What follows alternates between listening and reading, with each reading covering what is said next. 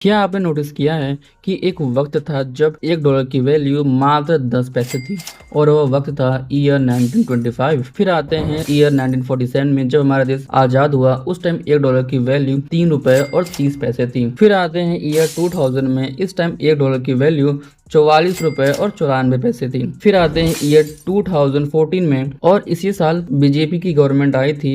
इस टाइम $1 की वैल्यू 62 रुपए और 33 पैसे थी। और आज के डेट में जुलाई 2026 में $1 की वैल्यू 95 रुपए और 56 पैसे हो गई है। इन सब में साफ देखने को मिल रहा है कि जो हमारा इंडियन रुपीज है वो डे बाय डे कमजोर होता जा रहा है, गिरता ही जा रहा है। बट वेट, ये सब जो कुछ मैं बता रहा हूँ, इससे आपको क्या फर्क पड़ता है? पैसे की वैल्यू डाउन हो रही है या बढ़ रही है, इससे आपके लाइफ पे क्या फर्क पड़ रहा है? आपने कभी सोचा है? आप जो स्मार्टफोन खरीदते हैं, जो पेट्रोल अपने कार या बाइक में डलवाते हैं, वो सब कुछ बाहर से इंपोर्ट होता है। और जब भी कोई चीज बाहर से इंपोर्ट होती है तो उसको खरीदने के लिए डॉलर्स का यूज किया जाता है। और जितना ज्यादा डॉलर्स यूज होगा उतना ही ज्यादा हमारा इंडियन रुपीज कमजोर होता जाएगा। तो अब सवाल यही आता है कि जो रुपया है, इंडियन रुपीज है, वो डेली गिर क्यों रहा है?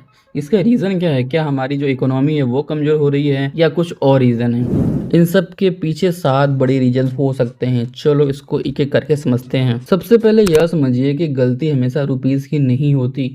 डॉलर पूरे वर्ल्ड का क्लास टॉपर बना बैठा है। यूएस फेडरल रिजर्व ने इंटरेस्ट रेट को ऐसे लेवल पर रखा है कि पूरे वर्ल्ड के इन्वेस्टर्स अपना पैसा बाकी कंट्री से निकाल करके अमेरिका में सेफ रख रहे हैं। जब सबको डॉलर चाहिए तो डॉलर स्ट्रॉन्ग होगा ही। और बाकी जितने ऐसे मार्केट हैं जो कि अभी भी नए शुरू हो रहे हैं, जैसे कि इंडिया, उस पर ऑटोमेटिकली प्रेशर आ ही जाएगा। Reason number 2, the trade deficit trap. इसको आसान भाषा में समझे तो हम बाहर से जितना ज्यादा सामान खरीद रहे हैं, यानी कि इम्पोर्ट, उससे बहुत कम सामान अपने देश से किसी और देश में बेच रहे हैं, यानी कि एक्सपोर्ट। जब भी हम कुछ बाई करते हैं किसी और कंट्री से, जैसे कि पेट्रोलियम, इलेक्ट्रॉनिक्स या कुछ भी, जब भी हम लोग बाई करते हैं तो हमें पेमेंट्स डॉलर में करनी पड़ती है।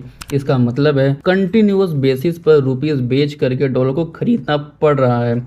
जब मार्केट में रुपीस की सप्लाई ज़्यादा होगी और डिमांड कम होगी तो रुपीज की जो वैल्यू है वो ऑटोमेटिकली गिर जाएगी। और देखा जाए तो यही हो रहा है। इंडिया $860 बिलियन के सामान को एक्सपोर्ट करती है और $979 बिलियन के सामान को इंपोर्ट करती है। तो यहाँ पे सीधा सीधा देखने को मिल रहा है कि 119 बिलियन का हमें ट्रेड डेफिशिएट हर साल देखने को मिल रहा है। और अगर यही डेफिशिएट चलता रहा तो आने वाले साल 2027 में $1 की वैल्यू 100 रुपये या उससे अधिक हो जाएगी। और इस इंपोर्ट में सबसे बड़ा विलन है क्रूड ऑयल, यानी कि कच्चा तेल। इंडिया अपनी जरूरत का 80% से ज्यादा क्रूड ऑयल इंपोर्ट करता है। जियोपॉलिटिकल टेंशन, यानी कि कोई भी वार होगा, जैसे कि इजराइल पैलेस्टीन का, इजराइल यूक्रेन का, इन सब के वजह से कच्चा तेल का जो प्राइस है वो वोलेटाइल हो जाता है। इससे हमारा जो डॉलर का जो खर्चा है वो तेजी से बढ़ जाता है। और इस साल ईयर 2026 में सिर्फ कच्चा तेल ही प्रॉब्लम नहीं बना है, इस बार एक नया ट्विस्ट भी है। पूरे वर्ल्ड में एआई, यानी कि आर्टिफिशियल इंटेलिजेंस का बूम चल रहा है, पर इंडियन सॉफ्टवेयर एक्सपोर्ट अभी भी इस वेव को पूरी तरह से कैच नहीं कर पाई है।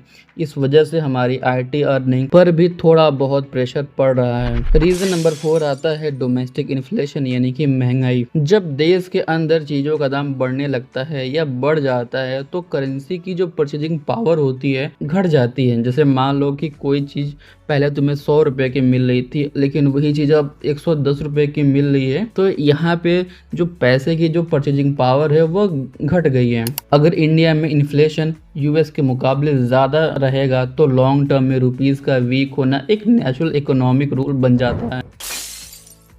5th रीजन आपको थोड़ा हैरान कर देगा। फॉरेन पोर्टफोलियो इन्वेस्टर्स, जो बाहर के बड़े बड़े अमीर इन्वेस्टर्स होते हैं, उन्होंने इंडियन इक्विटी मार्केट से लगभग $30 बिलियन निकाल लिए हैं। उन्हें ग्लोबल अनसर्टेनिटीज और हैवी वैल्यूएशन की वजह से डर लग रहा है। जब इतने सारे इन्वेस्टर्स एक साथ पैसा डॉलर्स में कन्वर्ट करके बाहर ले जाएंगे तो मार्केट में पैनिक क्रिएट होता है और रुपीस क्रैश कर जाता है। Reason number 6, political and policy uncertainties. Financial world में एक चीज सबसे ज्यादा जरूरी होती है, वो है स्टेबिलिटी। ग्लोबल लेवल पर इलेक्शंस, पॉलिसी चेंजेस और ट्रैफिक वॉर के डर से इन्वेस्टर्स नर्वस हैं।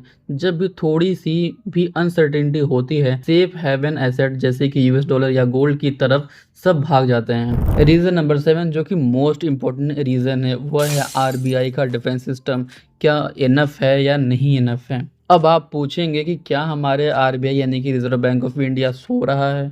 Absolutely not. आरबीआई ने क्रैश को रोकने के लिए अपने फॉरेक्स रिजर्व से billions of dollar spot market में बेचे हैं ताकि रुपीस को सपोर्ट मिल सके। लेकिन एक्सपर्ट्स का मानना है कि आरबीआई की यह इंटरवेंशन एक शॉर्ट टर्म के लिए ही यूज हो सकती है। अगर ग्लोबल ट्रेंड नेगेटिव रहे तो आरबीआई भी रुपीस की गिरावट को सिर्फ धीमा कर सकती है, पूरी तरह से रोक नहीं सकती है, पूरी तरह से कंट्रोल नहीं कर सकती है। So as an ordinary Indian आप क्या कर सकते हैं? देखो, रोने से तो कुछ होने वाला है नहीं, कुछ बदलेगा नहीं। नंबर 1, सबसे पहले देश और दुनिया की जो इकोनॉमिकल इंडिकेटर्स हैं उस पर ध्यान रखना होगा। Number 2, diversify your investments. अपने इन्वेस्टमेंट को सिर्फ इंडियन स्टॉक में मत रखो, इंटरनेशनल म्यूचुअल फंड या यूएस इक्विटीज के जरिए थोड़ा पैसा डॉलर बैक्ड एसेट में भी डाइवर्सिफाई करो, ताकि अगर रुपीस गिरे भी तो आपका जो पोर्टफोलियो है आपको प्रोटेक्ट करें। अगर आपको यह डिटेल वीडियो अच्छी लगी हो, यूजफुल लगी हो, तो आप थोड़ा बहुत प्यार दिखा सकते हैं, यानी वीडियो को लाइक कर सकते हैं, कमेंट कर सकते हैं, दोस्तों के साथ शेयर कर सकते हैं,